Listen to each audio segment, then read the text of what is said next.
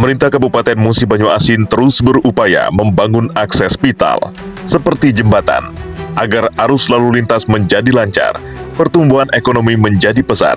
Salah satu kecamatan di Kabupaten Musi Banyu Asin yang sangat menonjol perubahannya dari sisi transportasi di Kecamatan Lalan. Semenjak adanya jembatan P6, bagaimana kemajuan Kecamatan Lalan? Dan bagaimana kehidupan masyarakat pasca runtuhnya jembatan Lalan P6 akibat ditabrak tongkang batu bara? Mari kita simak podcast Orang Cerdas bersama anggota DPRD Kabupaten Musi Banyu Asin, Iwan Aldes Esos MSI. Podcast Orang Cerdas kembali hadir, kita bahas masalah jembatan Lalan yang sekarang ini belum selesai. Tetapi kita akan kembali merunut apa saja yang dibangun oleh pemerintah Kabupaten Musi Banyu Asin dan tersenggol jembatan atau tertabrak. Bung Iwan, mungkin Anda juga monitor beberapa kali ikut rapat, ada beberapa jembatan yang dibangun oleh pemerintah Kabupaten Musi Banyu Asin. Jembatan mana saja yang sering tersenggol dan tertabrak, dan bagaimana sistem penggantian atau respon dari perusahaan maupun pemerintah Kabupaten Musi Banyu Asin sendiri? Baik Bang Jai, ini sungguh luar biasa pemirsa masyarakat Musi Banyu Asin. Bang Jai ini cerdik sekali memancing pertanyaan yang sering sekali kami sampaikan di paripurna. Terima kasih Bang Jai, insyaallah akan kami sampaikan.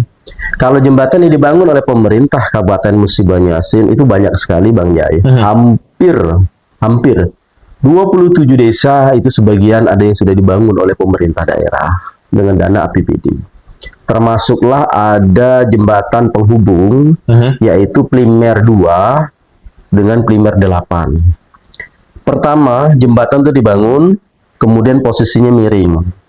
Akhirnya diperbaikilah oleh pemerintah Kabupaten Musi Banyu Asin. Saya lupa tapi Bang Jai anggarannya. Kemudian yang berikutnya dengan posisi miring diperbaiki, kemudian pemerintah daerah menganggarkan agar membangun jembatan di sebelahnya. Di Primer 2 menuju Primer 8. Baru dibangun kurang lebih belum sampai 2 tahun usia jembatan itu. 2 atau 3 tahun lah kurang lebih. Ada ponton lewat bawa alat ekskavator. Dia masuk ke dalam, sudah nyenggol ke arah Primer 3 sampai Primer 12. Kemudian keluar dengan kondisi air kecil, mendekati surut, sehingga mungkin ini informasi kami dapat di lapangan dari masyarakat. Jadi mau keluar itu agak sulit, sehingga ekskavator itu alat ekskavator itu menggunakan ini untuk sambil mengayun supaya top pontonnya tadi bisa keluar gitu, nggak ditarik oleh takbut, tidak gitu. Jadi supaya bisa keluar, kemudian menyenggol satu jembatan yang dibangun. Kemudian miring, hampir tidak bisa dilalui. Kemudian setelah menyenggol di bagian sisi kanan, kalau kita dari Palembang, dari luar, Ambang luar, kemudian keluar, ada satu jembatan lagi yang dibangun oleh pemerintah daerah menggunakan APBD kurang lebih 3 sampai 6 miliar lah kurang lebih ya, saya agak lupa ini jumlah total anggarannya. Nah, kemudian informasi dari lapangan, dari masyarakat, ekskavator tuh pada tangannya itu, dia mendorong tiang jembatan. Akhirnya tiang jembatan itu yang penyangga 2 itu didorong oleh ekskavator supaya tongkang ini bisa lewat. Akhirnya ambrol. Kata kami itu roboh dan jatuh. Kurang lebih kejadian itu di tahun akhir 2021 atau awal 2022. Dengan sigap pemerintah daerah karena tidak ada jalan akses lain. Waktu itu dari Pak Inspektorat, Pak Aidil Fitri, kalau tidak salah, harus ada kajian akademik. Dan ada pertanggungjawaban dari pihak si penabrak. Tetapi waktu itu kalau nggak salah, saya lupa, tapi masih agak sedikit ingat, Pak Mirwan kalau nggak salah, Kepala Dinas PUPR, berkomunikasi dengan kami dan teman-teman lainnya, tolong Pak dibantu, ini akses vital untuk masyarakat bisa lewat antara anak sekolah. Kalau menurut kami memang harus ada kajian akademik dan lain sebagainya, ada pertanggungjawaban. Tetapi karena ya sudah ini untuk masyarakat, akhirnya dibangunlah dengan APBD perubahan tanggap darurat kurang lebih 800 juta satu jembatan, kemudian sebelahnya lagi itu di angka 400 juta dengan tanggap darurat. Nah, Menurut informasi, karena kami mau menyetujui dengan tanggap darurat itu, infonya yang kami dapat bahwa Tongkang Takbut sudah ditahan di Polda dan siap bertanggung jawab. Oke. Itu informasinya. Sehingga dibawa ke rapat di komisi itu, mereka mau bertanggung jawab. Tetapi alhasil, sampai detik ini, pertanggungjawaban dari mereka itu saya belum melihat ada dana transfer dari perusahaan mengganti kerugian negara tadi. Nah, 1,2 miliar itu harusnya masuk ke kas daerah. Sampai detik ini, kurang lebih hampir 6 tahun ini, tapi belum ada yang harus masuk ke pemerintah daerah mengganti keuangan. Nah, itu yang sering kami angkat di paripurna, minta kepada pemerintah agar menuntut perusahaan untuk mengganti. Oke. Untuk sistem pengawasannya sendiri atau SOP untuk berlayar itu seperti apa? Kan sudah ada kena tabrak dan lain sebagainya.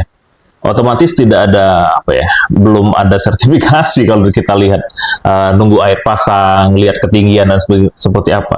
Seperti apa sejauh ini mungkin dari rapat-rapat yang telah dilakukan oleh pemerintah Kabupaten Musi Banyu Asin, mungkin dari runtutan pertama itu ada solusi tadi ya. Ada yang ingin bertanggung jawab. Dari pihak perusahaan atau dari pihak pemerintah sendiri sudah mengkaji belum SOP atau surat-surat izin dari belayar? Kalau yang kejadian di Primer 2 Bang Jai ke Primer 8 itu di luar dari pantauan pemerintah. Karena kapal itu lewat, informasi dari masyarakat ya, kebenaran saya belum tahu secara detail. Kemudian dipinta alatnya masuk ke dalam, mengerjakan sesuatu pekerjaan di dalam, kemudian keluar. Seharusnya memang harus ada izin olah gerak. Tongkang diawali dengan takbut. Seharusnya takbut, dan harusnya di asis. Karena itu di pedalaman, harusnya di asis. Cuman kenyataan waktu itu katanya tidak menggunakan itu. Dan itu kelalaian.